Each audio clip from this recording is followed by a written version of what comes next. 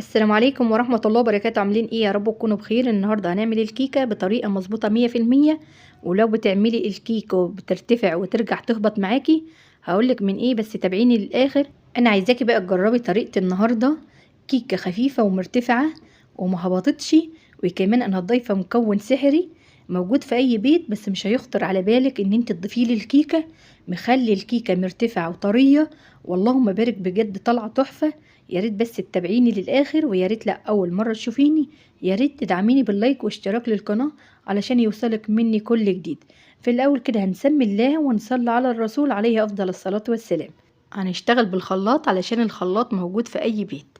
في الأول بقى أنا ضفت 3 بيضات درجة حرارة المطبخ، وضفت عليهم فانيليا. الفانيليا بقى بتخلي ريحة الكيكة حلوة وتضيع معانا أي زفارة. لو عايزة الكيكة تبقى ناجحة معاكي اضربي البيض لمدة 4 دقايق في الخلاط لحد ما لون البيض يفتح معاكي، وكمان يبقى عامل معاكي فقاعات كتيرة. لو عندك بقى مضرب كهربائي وحابة تشتغلي بيه، انا عملت بس في الخلاط علشان هو موجود في اي بيت. هتعملي بالمضرب الكهربائي او بالمضرب اليدوي العادي. اهم حاجة ان لون البيض يبقى فاتح وكمان عامل فقاعات زي ما انتوا شايفينه. انا قربت لك التصوير علشان بس تشوفيه. بعد كده هضيف بقى الزيت. انا ضايفه كده 150 جرام بالكوبايه، كوبايه الا ربع. المج العادي اللي هو بيشيل 200 جرام. اهم حاجه بقى ان الزيت يكون ابيض، وكمان ملوش ريحه علشان ما يبقاش ريحته ظاهره في الكيكه في الاخر. وبعد كده على طول هنزل بقى بعديها بالسكر. معايا كوبايه وربع على الميزان 250 جرام، وسكرها كان مظبوط جدا. رجعت بقى شغلت الخلاط لحد ما السكر داب. اهم حاجه ان السكر يدوب معاكي كويس جدا. وبعد كده هنضيف بقى كوبايه وربع ميه، وهنضيف فيها معلقه عصير برتقال. لو حابه بقى ان انت تعملي برتقال فريش هتضيفي برده كوبايه وربع. لو حابه بقى تستبدلي الميه اللي احنا ضفناها بالحليب، بس انا مش ضايفه حليب خالص النهارده، او باللبن البودر، او تعمليه كده لبن رايب. اي حاجه كده عندك ينفع. ولو مفيش خالص ممكن تعمليها بميه زي ما انا عملتها كده اقتصاديه، يعني مكوناتها موجوده في اي بيت. شغلت بقى الخلاط لحد ما الخليط اندمج مع بعض. وبعد كده ضفت بقى في طبق واسع. ضفت كمان معاها معلقه خل. وفايده الخل في اي معجنات بتخليه خفيف جدا وهاش. هنضيف بقى كوبايتين دقيق بس بنعملهم بالمعلقه، ما بنضغطش خالص في الكوبايه. وهننخلهم في الاول عشان ندخل نسبة هوا كده جوه الكيكة وتبقى خفيفة جدا. يعني حتى لو نخلاه قبل كده نخليه مرة تانية على الكيكة مباشرة على طول. الخطوات دي كلها مهمة جدا.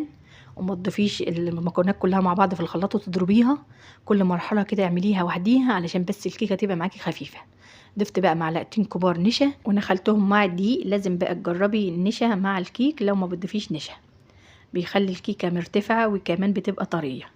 وبعد كده ضفت ربع معلقة ملح. الملح هو اللي هيظبط لك الطعم.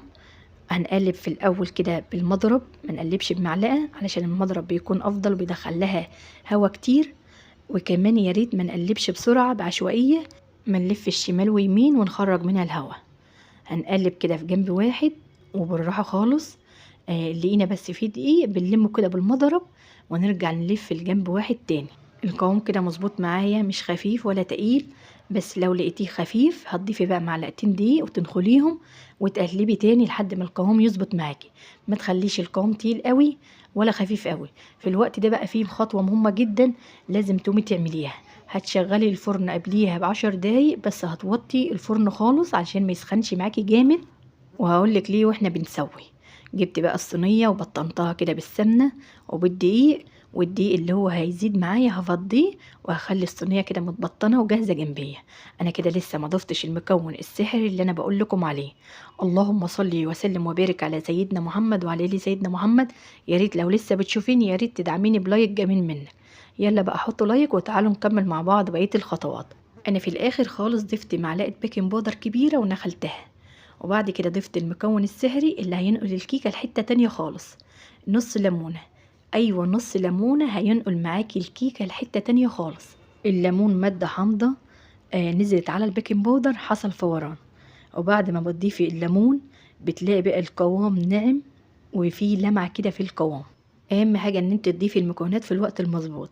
يعني انا ما ضفتش البيكنج باودر الا في الاخر خالص مع الليمون علشان يشتغلوا كده مع بعض ويعلوا الكيكة اول ما ادخلها تستوي.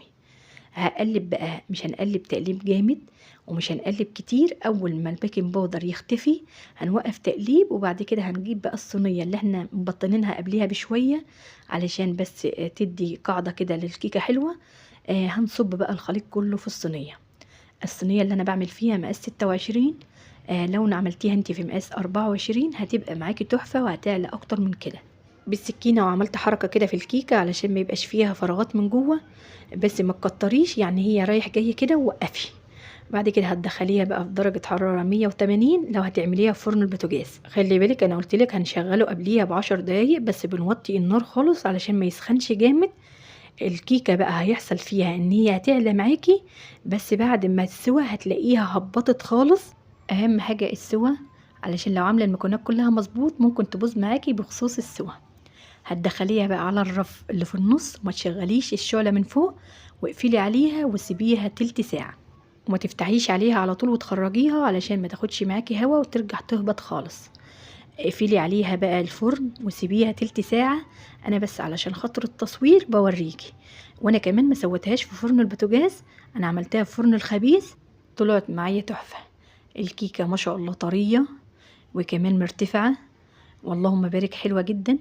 الغلطة الوحيدة بس ان انا قطعتها وهي لسه سخنة.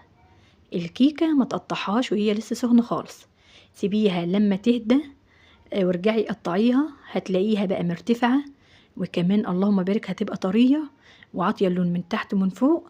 ان شاء الله هتجربيها بنفسك وتشوفي ان المكونات مظبوطة 100%، وهتطلع معاكي خفيفة وهشة. الكيكة بجد لسه سخنة جامد، يعني انا مش قادرة امسكها ولا اتحملها في ايدي. شايفين بقى البخار اللي بيطلع منها؟ ما ينفعش خالص ان انت تقطعي الكيكه الا بعديها بتلت ساعه. هتلاقي بقى ارتفاع الكيكه حلو وما يهبطش معاكي خالص، وعاطيه لون من جوه بجد تحفه. لو مش حابه بقى ان يكون لونها جامد معاكي ما تضيفيش عسير، هتضيفي الميه بس، هتبقى معاكي بالبيض بس، يعني لونها هيبقى فاتح معاكي من جوه. اللهم بارك. اهم حاجه بس ان هي طريه وكمان مرتفعه، يعني ما هبطتش خالص بعد السوا.